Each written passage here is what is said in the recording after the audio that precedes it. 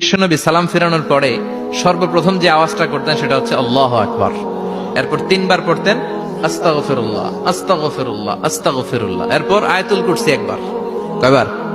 মান ক্বারা আয়াতুল কুরসি দুবুরা কুল্লি সালাতিন মাকতুবা লাম ইয়ামনাহু মিন দুখুলিল জান্নাতি ইল্লাল মাউত। প্রত্যেক ফরজ সালাতের পরে যে একবার আয়াতুল কুরসি পড়ে তার জান্নাতে ঢোকার ক্ষেত্রে আর কোনো বাধা থাকে না, একটা জিনিস ছাড়া, সেটা হচ্ছে মরণ। লোকটা মরে না, তাই জান্নাতে যায় না, মরলেই জান্নাতি। আল্লাহু আকবার। এরপরে 33 বার সুবহানাল্লাহ, 33 বার আলহামদুলিল্লাহ, 33 বার আল্লাহু আকবার। সবশেষে মিলাবেন লা ইলাহা ইল্লাল্লাহ ওয়াহদাহু লা শারীকা লা লাহুল মুলকু ওয়া লাহুল হামদু ওয়া হুয়া আলা কুল্লি শাইইন কাদির।